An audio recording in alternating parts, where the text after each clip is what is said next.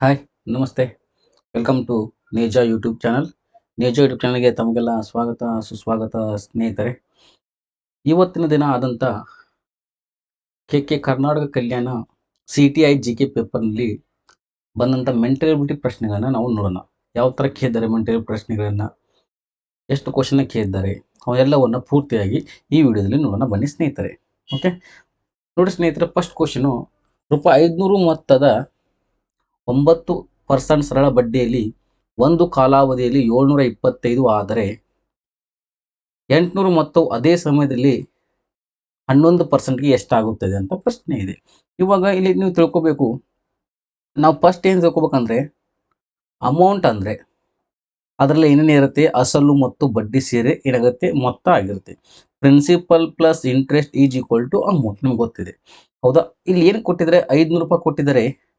9% ಸರಳ ಬಡ್ಡಿಯಲ್ಲಿ ಒಂದು ಕಾಲಾವಧಿ, ಆ ಕಾಲಾವಧಿ ನಮ್ಗೆ ಗೊತ್ತಿಲ್ಲ, ಟೈಮನ್ನು ನಾವು ಕಂಡಿಬೇಕು.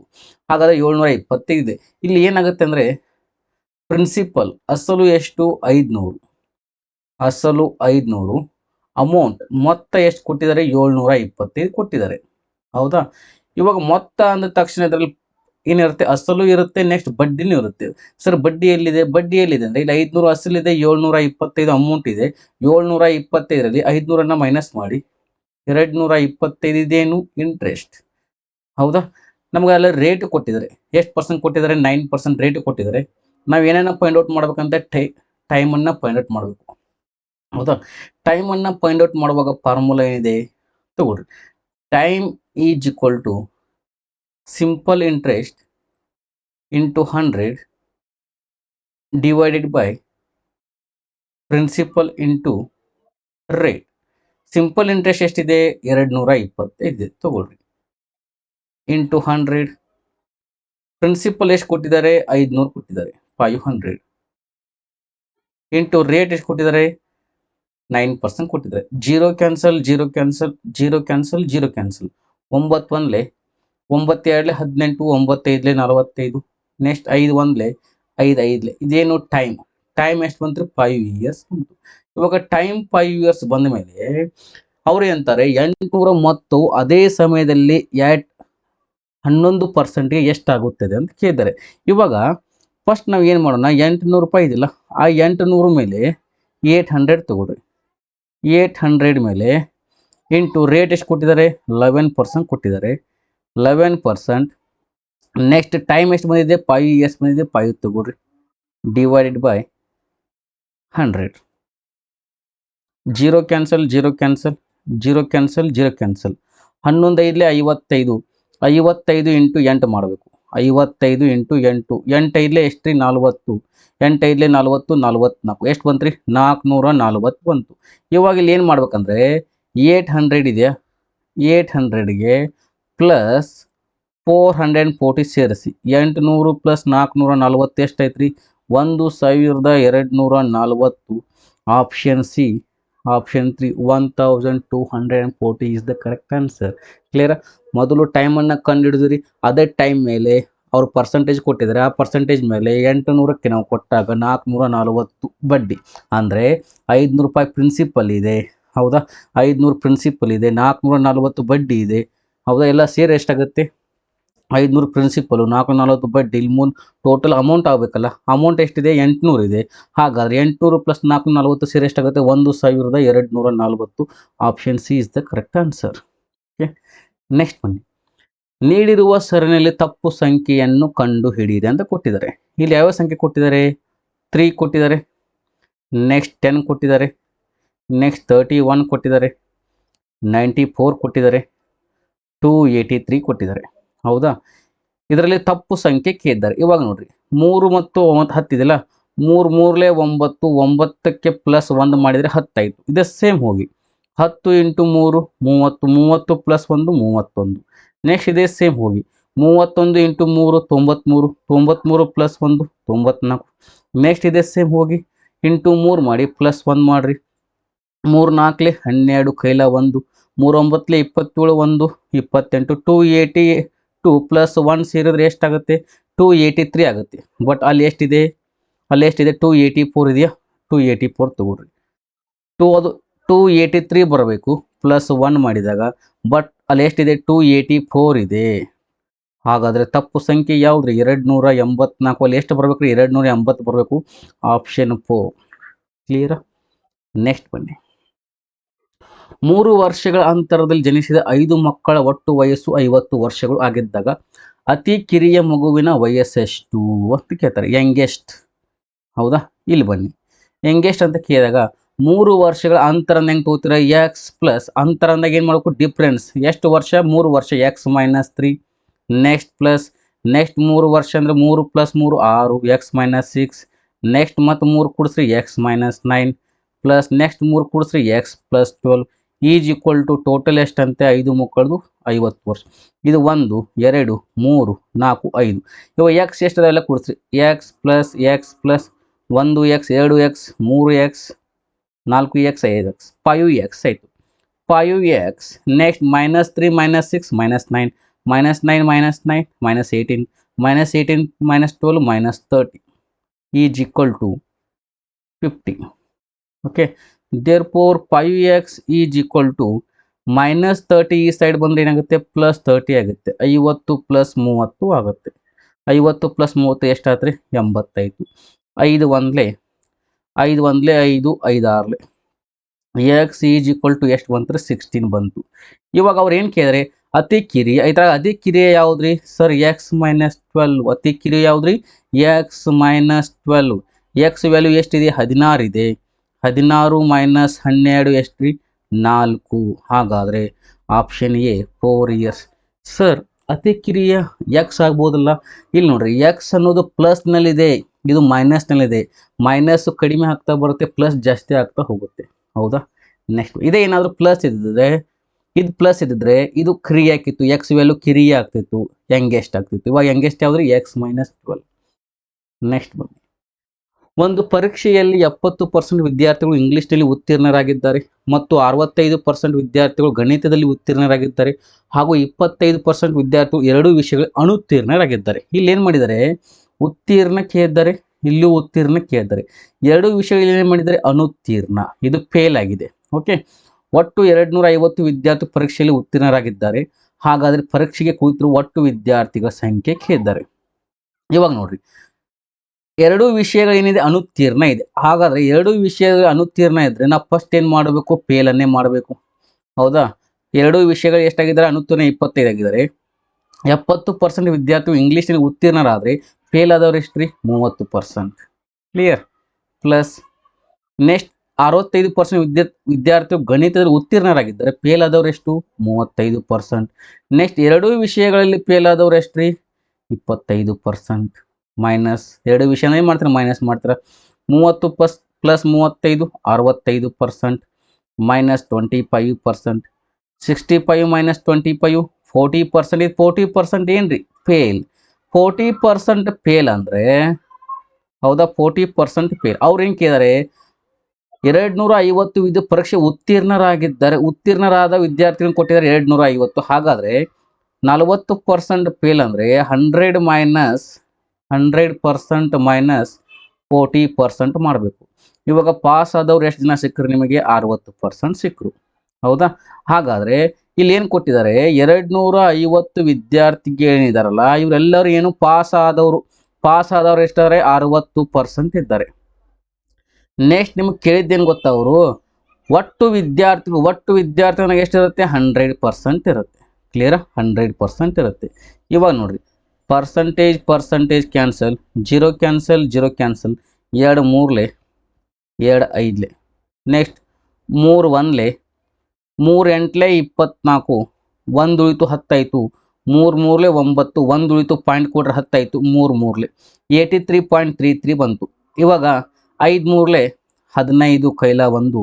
5 3 15 1 16 ಕೈಲ 1. 5 8 40 40 + 1 41. 416.5 ಆಯಿತು. ನಿಯರೆಸ್ಟ್ ವ್ಯಾಲ್ಯೂ ಯಾವುದಿದೆ ನೋಡ್ರಿ? 417 ಇದೆಯಾ ಕ್ವಶನಲ್ಲಿ? 417 ಈಸ್ ದ ಕರೆಕ್ಟ್ ಆನ್ಸರ್. ಕ್ಲಿಯರಾ? ಓಕೆ, ಈ ಥರ ಬರುತ್ತೆ ಆನ್ಸರ್. ಕ್ಲಿಯರಾ? ಅವ್ರು ಕೇಳಿದ್ದೇನು? ಕೊಟ್ಟಿದ್ದು ಎರಡು ವಿಷಯದಲ್ಲಿ ಫಸ್ಟ್ ಪಾಸ್ ಕೊಟ್ಟಿದ್ದಾರೆ, ಎರಡೂ ವಿಷಯಗಳು ಫೇಲ್ ಅಂತ ಕೊಟ್ಟಿದ್ದಾರೆ. ಎರಡೂ ವಿಷಯಗಳು ಏನು ಕೊಟ್ಟಿದಾರಲ್ಲ ಅದ್ರ ಮೇಲೆ ನಾವು ಕನ್ಸಿಡರ್ ಮಾಡಬೇಕಾಗುತ್ತೆ. ಫೇಲ್ ಅಂತ ಕೊಟ್ಟರೆ ಫೇಲನ್ನು ತೊಗೋಬೇಕು, ಪಾಸ್ ಅಂತ ಕೊಟ್ಟರೆ ಪಾಸನ್ನು ತೊಗೋಬೇಕು. ಫೇಲ್ 40% ಅಂದರೆ ಪಾಸ್ ಎಷ್ಟಾಯ್ತು ರೀ 60%. 250 ವಿದ್ಯಾರ್ಥಿಗಳು ಉತ್ತೀರ್ಣರಾಗಿದ್ದಾರೆ ಅಂದರೆ ಉತ್ತೀರ್ಣರಾದ ಪರ್ಸೆಂಟೇಜ್ ಎಷ್ಟಿದೆ 60% ಇದೆ. ಒಟ್ಟು ವಿದ್ಯಾರ್ಥಿಗಳು ಎಷ್ಟಿದೆ 100% ಇದೆ. ಎಷ್ಟಾಗುತ್ತೆ 417. ನೆಕ್ಸ್ಟ್ ಬನ್ನಿ, ಸರಣಿಯಿಂದ ನೀಡಲಾದ ಪರ್ಯಾಯದಿಂದ ತೋರಿಸುವಂತೆ ಕಾಣೆಯಾದನ್ನು ಆರಿಸಿ ಅಂತ ಕೊಟ್ಟಿದ್ದಾರೆ. ಇಲ್ಲಿ ನೋಡಿ, ಇಲ್ಲೇನು ಮಾಡಿದರೆ ಬಿ ಕೊಟ್ಟಿದ್ದಾರೆ, ಎಕ್ಸ್ ಕೊಟ್ಟಿದ್ದಾರೆ, ಜೆ ಕೊಟ್ಟಿದ್ದಾರೆ. ನೆಕ್ಸ್ಟ್ ಎಫ್ ಇದೆ, ವಿ ಇದೆ, ಎಮ್ ಇದೆ, ಜೆ ಇದೆ, ಟಿ ಇದೆ, ಪಿ ಇದೆ, ಎನ್, ಆರ್, ಎಸ್. ನೆಕ್ಸ್ಟ್ ಯಾವ್ದು ಬರ್ತದೆ ಕೇಳಿದ್ದಾರೆ. ಇಲ್ಲಿ ಬಿ ಇದೆ, ಬಿ ಆದಮೇಲೆ ಎಫ್ ಎಷ್ಟನೇ ಸ್ಥಾನ ನೋಡ್ರಿ, C D E F sir +4. ಹೌದಾ, ಇಲ್ಲಿ +4 ಅಂದಮೇಲೆ ಇಲ್ಲೂ ಏನು ಮಾಡ್ಬೇಕು ನೀವು +4 ಕೊಡಬೇಕಾಗುತ್ತೆ. F G H I J +4 ಇದೆ. ಇಲ್ಲೂ +4 ಅಂದರೆ ಇಲ್ಲೂ +4 ಇರುತ್ತೆ. J K L M N +4 ಇದೆ. ಓಕೆ, ಹಾಗಾದರೆ ಇಲ್ಲೂ +4 ಅಂದರೆ ಯಾವ್ದು ಬರುತ್ತೆ ನೋಡ್ರಿ, ಎನ್ ಆದ್ಮೇಲೆ +4 N O P Q R ಯಾವ್ದು ಬಂತು ರೀ, ಆರ್ ಬಂತು. ನಿಮ್ಮ ಆಪ್ಷನಲ್ಲಿ ಆರ್ ಎಲ್ಲಿದೆ ನೋಡ್ರಿ ಸರ್, ಆರ್ ಇಲ್ಲಿದೆ, ಆರ್ ಇಲ್ಲಿದೆ. ಹಾಗಾದರೆ 1 ಮತ್ತು 4 ಆಪ್ಷನ್ನ ಕ್ಯಾನ್ಸಲ್ ಮಾಡಿ 2 ಮತ್ತು 3 ಆಪ್ಷನ್ ಮಾತ್ರ ಚೆಕ್ ಮಾಡಬೇಕು. ಎರಡನೇ ಇಲ್ಲಿ ಪಿ ಇದೆ, ಇಲ್ಲಿ ಎಕ್ಸ್ ಇದೆ. ಎರಡನೇ ವ್ಯಾಲ್ಯೂ ಏನು ಬರುತ್ತೆ ನೋಡೋಣ. ಇಲ್ಲಿ ನೋಡ್ರಿ, ಇಲ್ಲಿ ಎಕ್ಸ್ ಇದೆ, ಇಲ್ಲಿ ವಿ ಇದೆ. ಎಕ್ಸ್ ಆದಮೇಲೆ ವಿ, ವಿ ಆದಮೇಲೆ ಎಕ್ಸ್ ಸರ್, ವಿ ಆದಮೇಲೆ ಎಕ್ಸ್, ವಿ ಡಬ್ಲ್ಯೂ ಎಕ್ಸ್ ಎಷ್ಟಿದೆ -2. ಇದು -2 ಅಂದಮೇಲೆ ಇಲ್ಲಿ ನೋಡ್ರಿ S T U V -2. Next ಇದು -2 ಆದಮೇಲೆ ಇದು ನೋಡ್ರಿ ಆರ್ ಎಸ್ ಟಿ -2. ಹಾಗಾದರೆ ಇಲ್ಲೂ -2 ಮಾಡಿ, -2 ಮಾಡಿದರೆ ಯಾವ್ದು ಬರುತ್ತೆ ನೋಡ್ರಿ, P P Q R. P ಎಲ್ಲಿದೆ ನೋಡ್ರಿ, ಪಿ ಇಲ್ಲಿದೆ, ಇಲ್ಲಿ ಎಕ್ಸ್ ಇದೆ. ಹಾಗಾದರೆ R P V is the correct answer. ಹೌದಾ, ಪಿ ಆದ್ಮೇಲೆ P Q R S T U V W X. ಲಾಸ್ಟ್ನೇ ಚೆಕ್ ಮಾಡೋಕೆ ಹೋಗಬೇಡಿ, ಆನ್ಸರ್ ಆಲ್ರೆಡಿ ಬಂದಿದೆ. ಏನಾದ್ರು ಸೇಮ್ ಇದ್ದಾಗ ನಾವು ಚೆಕ್ ಮಾಡ್ತಾ ಇದ್ವಿ. ಓಕೆ, ನೆಕ್ಸ್ಟ್ ಬನ್ನಿ. ಇವಾಗ ನೋಡ್ರಿ, ಎ ಮತ್ತು ಬಿ ಇವರಿಬ್ಬರ ಸಂಬಳವನ್ನು ಒಟ್ಟಿಗೆ ಸೇರಿಸಿದರೆ 20,000 ಆಗುತ್ತದೆ. ಅದರಲ್ಲಿ ಎ ತನ್ನ ಸಂಬಳದಲ್ಲಿ 90% ಖರ್ಚು ಮಾಡುತ್ತಾನೆ, ಅಲ್ಲದೆ ಬಿ ತನ್ನ ಸಂಬಳದ 85% ಖರ್ಚು ಮಾಡುತ್ತಾನೆ. ಅವರಿಬ್ಬರ ಉಳಿತಾಯ ಒಂದೇ ಆಗಿದೆ. ಹಾಗಾದರೆ ಎನ ಸಂಬಳ ಎಷ್ಟು ಅಂತ ಕೇಳ್ತಾರೆ. ಇವಾಗ ಎ ಮತ್ತು ಬಿ ಇಬ್ಬರ ಸಂಬಳ ಒಟ್ಟಿಗೆ ಸೇರಿಸಿದ್ರೆ ಎಷ್ಟಾಗುತ್ತೆ, 20,000 ಆಗುತ್ತೆ. 20,000 ತಗೊಳ್ರಿ ಇಂಟು ಎ ಏನು ಮಾಡ್ತಾನೆ, 95% ಖರ್ಚು ಮಾಡ್ತಾನೆ. 95% ಖರ್ಚು ಮಾಡಿದ್ರೆ ಎಷ್ಟನ್ನು ಉಳಿಸಿದ, 5 ಉಳಿಸಿದ, 5/100 ಇಂಟು ಬಿ ಏನು ಮಾಡ್ತಾನೆ, ತನ್ನ ಸಂಬಳ 15% ಖರ್ಚು ಮಾಡ್ತಾನೆ. ಎಷ್ಟನ್ನು ಉಳಿಸಿದ, 15 15/100. Clear. 0 cancel, 0 cancel, 0 cancel, 0 cancel, 0 cancel, 0 cancel, 0 cancel, 0 cancel. 15 5 75, 75 2 ಎಷ್ಟಾತ್ರಿ 150. 150 ಅಂದರೆ ಏನ ಸಂಬಳ ಎಷ್ಟು, ಅವ್ರು ತೆಗೆದುಕೊಳ್ತಕ್ಕಂಥ ಸಂಬಳ ಮಂತ್ಲಿ ಸಂಬಳ ಎಷ್ಟಿರುತ್ತೆ, 100 ಇರುತ್ತೆ. 100% ಯಾರೇ ಪೇಮೆಂಟನ್ನು ತನ್ನ ವೇತನವನ್ನು ಮಂತ್ಲಿ ತೆಗೆದುಕೊಳ್ಳುವಾಗ ಅದು ಎಷ್ಟಿರುತ್ತೆ, ಒಟ್ಟು ವೇತನ 100 ಇರುತ್ತೆ. 150 ಇಂಟು 100 15,000 ಎಷ್ಟಾಯ್ತು ರೀ, 15,000. Option D 15,000 is the correct answer. Clear. Okay, next ಬನ್ನಿ ಸ್ನೇಹಿತರೆ, ಅರ್ಥ ಆಯ್ತಾ. 20,000 ಇಬ್ಬರು ಸಂಬಳ ಒಟ್ಟಿಗೆ ಸೇರಿಸಿದಾಗ ಅದರಲ್ಲಿ ಎ 95% ಖರ್ಚು ಮಾಡಿ 5 ಉಳಿಸ್ತಾನೆ. ಬಿ ಏನು ಮಾಡ್ತಾನೆ, 85% ಖರ್ಚು ಮಾಡಿ 15 ಉಳಿಸ್ತಾನೆ. ಹಾಗಾದರೆ ಎಷ್ಟನ್ನು ಉಳಿಸಿರು, 150. ಆದರೆ 100% ವೇತನ ಇರುತ್ತೆ. 150 ಇಂಟು 15, 150 ಇಂಟು 100 ಮಾಡಿದರೆ 15,000 ಆಯಿತು. ಓಕೆ, ನೆಕ್ಸ್ಟ್ ಬನ್ನಿ ಸ್ನೇಹಿತರೆ, ತಂದೆ ಮತ್ತು ಮಗನ ವಯಸ್ಸನ್ನು ಕೂಡಿಸಿದರೆ 45 ವರ್ಷ ಆಗುತ್ತದೆ. ಎಷ್ಟು ವರ್ಷ, 45 ವರ್ಷ. 5 ವರ್ಷಗಳ ಹಿಂದೆ ಅವರಿಬ್ಬರ ವಯಸ್ಸುಗಳ ಗುಣಲಬ್ಧವು ತಂದೆಯ ವಯಸ್ಸಿನ 4ರಷ್ಟಿತ್ತು. ಹಾಗಾದರೆ ತಂದ ಮಗನ ಈಗಿನ ವಯಸ್ಸೆಷ್ಟು ವರ್ಷಗಳಲ್ಲಿ ಕೊಟ್ಟಿದ್ದಾರೆ. ಇದನ್ನು ತುಂಬ ಈಸಿಯಾಗಿ ಮಾಡ್ಬೋದು. ಹೇಗೆ ಗೊತ್ತಾ, ತಂದೆ ಮಗನ ವಯಸ್ಸನ್ನು ಕೂಡಿಸಿ ಟೋಟಲ್ ಎಷ್ಟು ಕೊಟ್ಟಿದ್ದಾರೆ, 45 ವರ್ಷ ಕೊಟ್ಟಿದ್ದಾರೆ. ನೆನಪಿರಲಿ 45 ವರ್ಷ.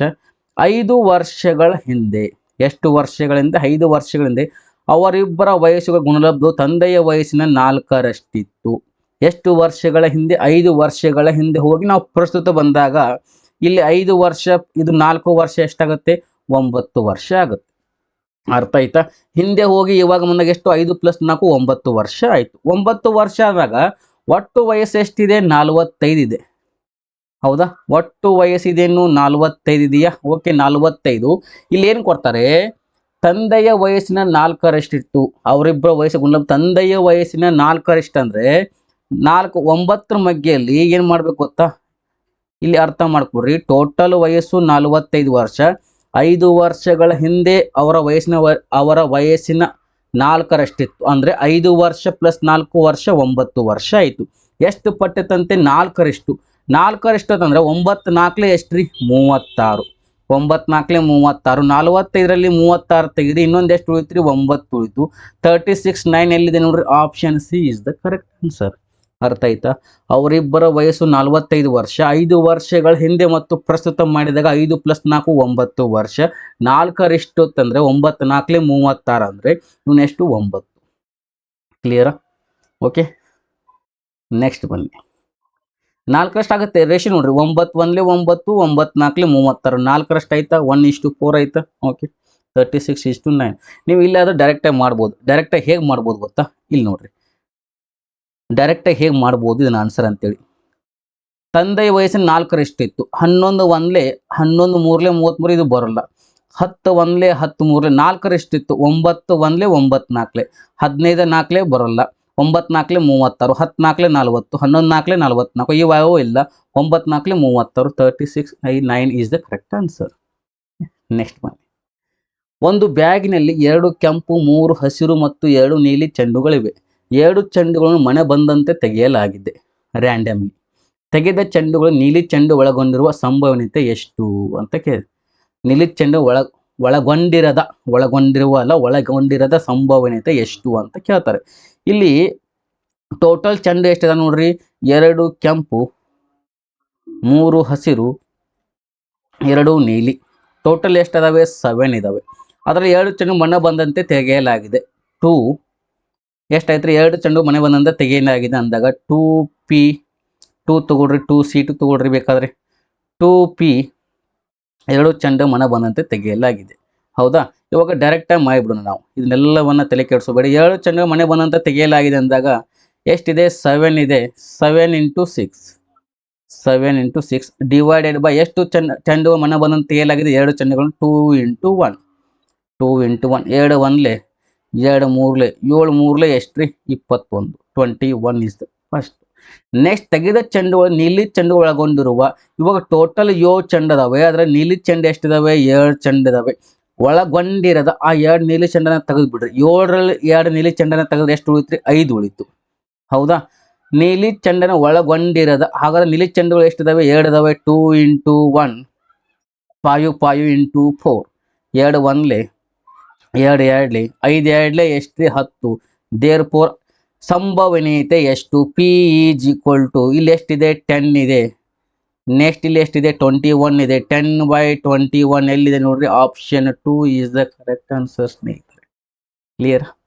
ಓಕೆ, ಇದೆಲ್ಲ ನಿಮ್ಮ ಗ್ರೂಪ್ ಸಿ ಯಲ್ಲಿ ಕೇಳಿದಂಥ ಪ್ರಶ್ನೆಗಳು. ಇವತ್ತಿನ ದಿವಸ ಕೆ ಕಲ್ಯಾಣ ಕರ್ನಾಟಕದಲ್ಲಿ CTI ಎಕ್ಸಾಮಲ್ಲಿ ಕೇಳಿದಂಥ ಪ್ರಶ್ನೆಗಳನ್ನು ನೋಡಿಕೊಡ್ರಿ ಸ್ನೇಹಿತರೆ. ಓಕೆ ಸ್ನೇಹಿತರೆ, ಈ 8 ಪ್ರಶ್ನೆಗಳು ಬಂದಿದ್ದೀವಿ. ಹೌದಾ? ನಮ್ಮ ನೇಜ ಆ್ಯಪ್ನಲ್ಲಿ ಕೋರ್ಸ್ಗಳು ಇದ್ದಾವೆ. SSCಗೆ ಸಂಬಂಧಪಟ್ಟಂತೆ ರಿಕಾರ್ಡಿಂಗ್ ಕೋರ್ಸಸ್ ಇದ್ದಾವೆ. English medium and Kannada medium both ಇದ್ದಾವೆ. ಯಾರಿಗೆ ಇಂಟ್ರೆಸ್ಟಿಂಗ್ ಇದೆಯಾ ಅವರು ಜಾಯ್ನ್ ಆಗಿ ಸ್ನೇಹಿತರೆ. ಓಕೆ ಸ್ನೇಹಿತರೆ, ಮತ್ತೆ ಸಿಗೋಣ. Thank you so much. Bye.